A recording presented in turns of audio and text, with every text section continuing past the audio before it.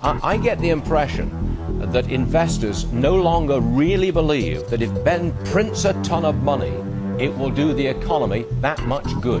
What do you say? Well, absolutely. The problem is the Fed has already printed too much money. You know, we're on the verge of QE3, and I predicted QE3 the day the Fed announced QE2 because I knew not only would QE2 not work, but it would actually make the problems worse.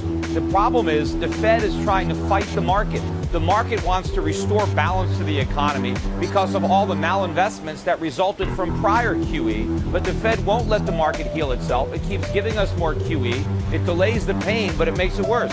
Okay, here's a political question. It's one that's being asked frequently over the last couple of weeks.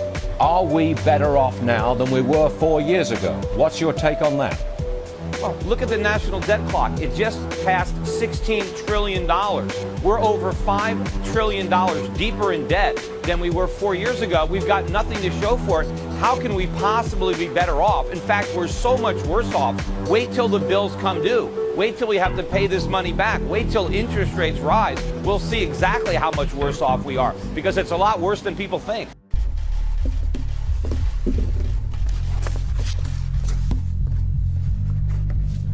While the economy appears to be on a path of moderate recovery, it isn't growing fast enough to make significant progress reducing the unemployment rate.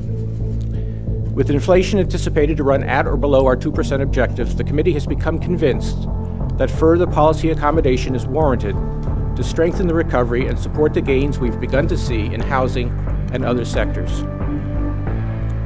Accordingly, the FOMC decided today on new actions, electing to expand its purchases of securities and extend its forward guidance regarding the federal funds rate. Specifically, the committee decided to purchase additional agency mortgage-backed securities, or MBS, at a pace of $40 billion per month. So when's the crunch come?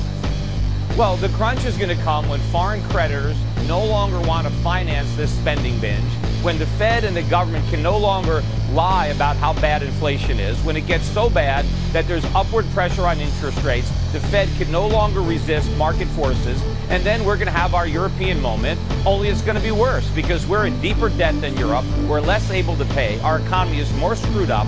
We need a big dose of free market capitalism. That's the only thing that's going to fix the problem. It's not going to be pain-free, but it will work. But the snake oil that Ben Bernanke and Obama are peddling will never work. I want a time frame.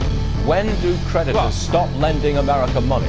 Give me an idea. When is it? This year? Next year? When? Stuart, I'm not that smart. If I could figure that out, I wouldn't be standing on a soapbox sweating under these lights. I'd be out on my yacht in the Caribbean someplace.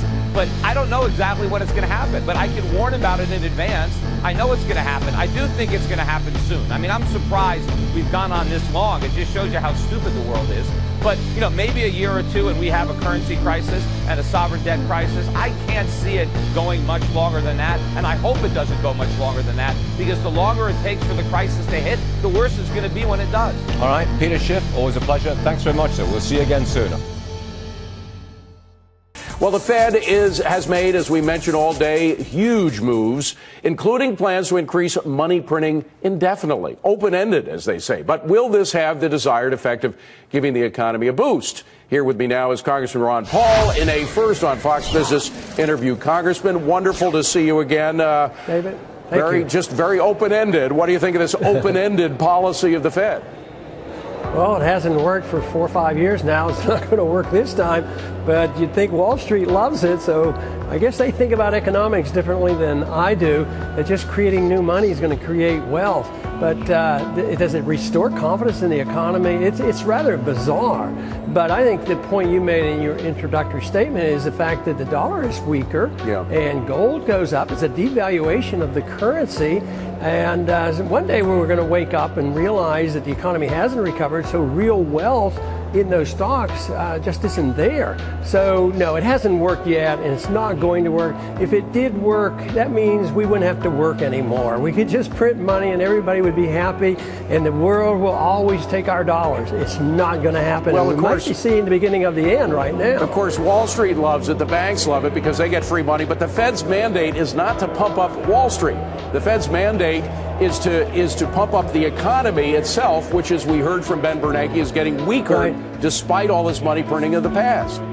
So he's not achieving what his goal is. If he says that's his goal, and he's not designed to prop up Wall Street, but he keeps propping up Wall Street, and he doesn't create any jobs. It proves that economic planning through manipulation of money and credit doesn't work. It creates the bubbles, it creates the problems, so you can't solve this problem by doing more of the same. So someday we have to wake up and challenge this whole concept of central economic planning through central banking as well as Keynesian economics, that we should have intervention in the economy, because we're witnessing the failure of that whole system of economic policy. Well, he doesn't think it's a failure. Here's what he said in his Jackson Hole speech back in August. He said, quote, "Central bank security purchases have provided meaningful support to the economic recovery while mitigating deflationary risks," to which you would say, unemployment's still up. He's complaining about the unemployment, and the standard of living has not gone up. The standard of living goes down. He declared today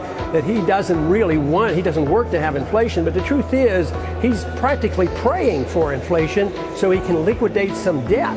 This debt cannot be paid. You either default, which we won't, we'll keep paying the bills, but you've got to pay back with something cheaper, and that's why they want to liquidate debt through inflation, and that's what they're waiting on. And he believes in his own mind that, boy, if we only get inflation going and start liquidating debt, we'll get back on our feet again, and I'll stop the inflation when I have to.